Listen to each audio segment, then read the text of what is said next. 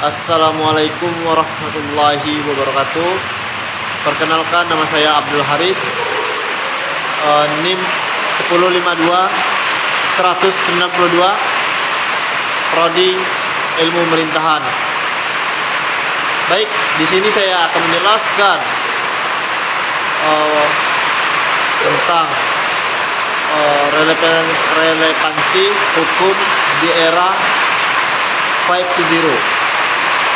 Nah, di relevansi hukum di 5.0 ini menandakan era baru dengan kemajuan teknologi yang pesat dan pergeseran mendasar dalam berbagai aspek kehidupan.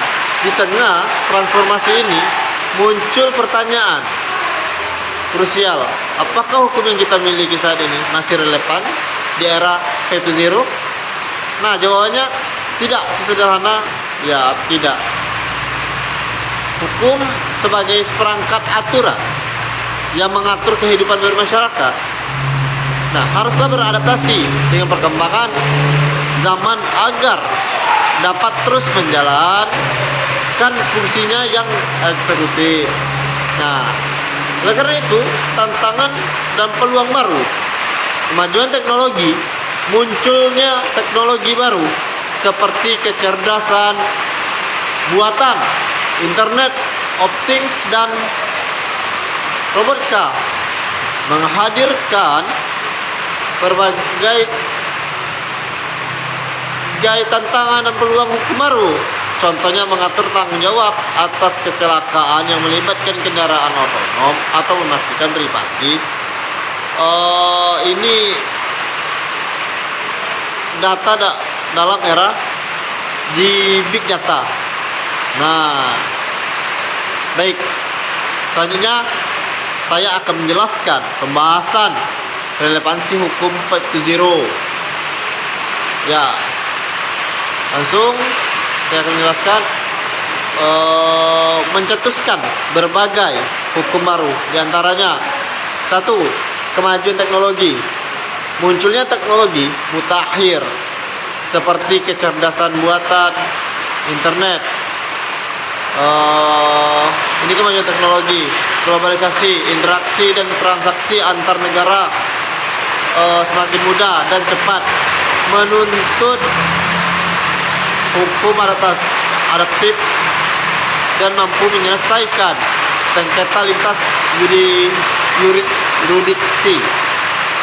Nah, perubahan sosial, pergeseran norma dan nilai di era digital perlu diakomodasi dalam hukum agar tetap relevan dan selaras dengan kebutuhan masyarakat. Membangun hukum yang adaptif dan dinamis, yaitu tantangan dan memastikan relevansinya di era 5.0. Hukum perlu bertransformasi menjadi yang pertama, luas dan dinamis, mampu beradaptasi dengan perubahan yang cepat dan kompleks di era 5.0. Progresif, interpretasikan dan progresif oleh penegak hukum dan hakim sesuai dengan konteks dan nilai-nilai yang berkembang di era 5.0. Responsif, dikembangkan hukum baru yang secara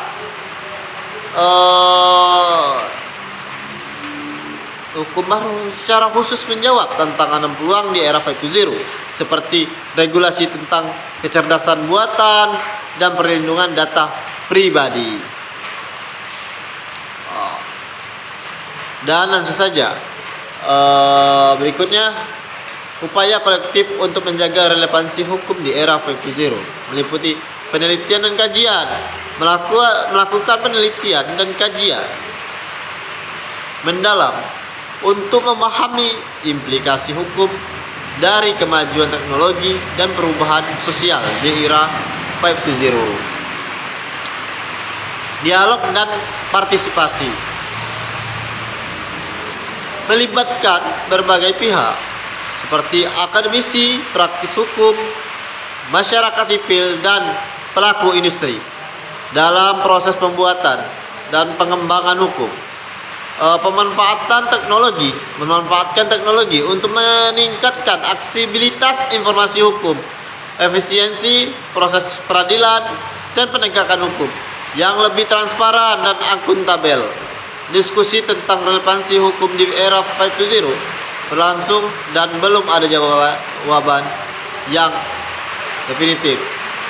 Berbagai perspektif dari sudut pandang perlu dipertimbangkan untuk merumuskan solusi yang tepat dan efektif dalam menghadapi di era baru ini.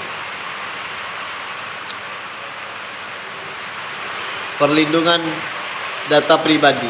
Dengan semakin banyaknya data yang dikumpulkan dan diproses secara digital, perlindungan data pribadi menjadi sangat penting. Mengapa hal demikian? Indonesia telah mengeluarkan regulasi yang berfokus pada perlindungan data pribadi. Perkembangan regulasi ekonomi digital terus berkembang, dan hukum harus mampu mengakomodasi berbagai bentuk transaksi digital, fintech, e-commerce, dan mata uang kripto. Nah, peraturan otoritas ini tugasnya itu Jasa Keuangan atau POJK nomor 77 strip POJK titik 01 di tahun 2016 tentang layanan pinjam meminjam uang berbasis teknologi informasi. Regulasi keamanan cyber. Keamanan cyber menjadi isu krusial di era digital. Hukum Indonesia perlu memastikan bahwa infrastruktur digital dan informasi digital dilindungi dan ancaman cyber. Nah, tantangan implementasi hukum, tantangan utama dalam penegakan hukum di era 5.0 yaitu termasuk kecepatan perubahan teknologi yang seringkali lebih cepat dari perumusan regulasi, kurangnya pemahaman teknologi di kalangan penegak hukum, serta kebutuhan akan koordinasi antar instansi.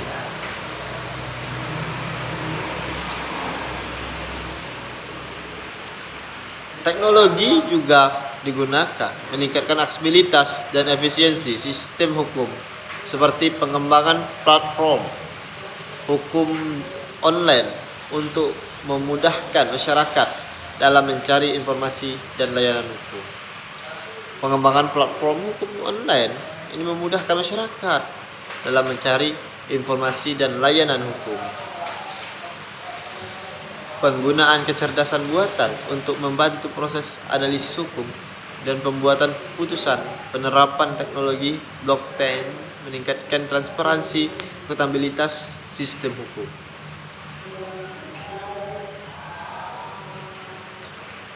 Peraturan perundang-undangan. Diperlukan pembaharuan peraturan perundang-undangan secara berkala untuk mengikuti perkembangan teknologi dan menjawab tantangan tersebut. Pengembangan kapasitas sumber daya manusia. Aparat penegak hukum, hakim, dan profesional hukum lainnya perlu dibekali dengan pengetahuan dan keterampilan yang menandai untuk menghadapi di era digital. Mengapa hal demikian? Di era digital ini sangat seringkali menghadapi sesuatu yang menghambat di dalam diri kita. Jadi perlu harusnya peningkatan pemanfaatan teknologi. Oleh karena itu, teknologi informasi dan komunikasi dapat dimanfaatkan untuk meningkatkan aksesibilitas, efisiensi, transparansi sistem hukum, penguatan edukasi dan literasi hukum, meningkatkan kesadaran masyarakat tentang hukum dan hak-hak mereka melalui edukasi dan literasi hukum. Nah, kerjasama antar pemangku kepentingan. Diperlukannya kerjasama dan kolaborasi antara pemerintah, sektor swasta, akademisi, dan masyarakat sipil untuk membangun sistem hukum yang adaptif dan responsif. Nah, langsung saja kesimpulannya, hukum di era 5.0 adaptif, inovatif, dan berpusat pada manusia dengan melakukan pembahasan peraturan perundang-undangan, pengembangan kapasitas sumber daya manusia, pemanfaatan teknologi, edukasi, dan bekerja sama antar pemangku berkepentingan hukum dapat terus peran penting yang mewujudkan masyarakat yang adil, sejahtera, dan berkelanjutan. Mungkin itu saja pemaparan dari saya, relevansi hukum di era 4.0. Mungkin saya akhiri. Wassalamualaikum warahmatullahi wabarakatuh.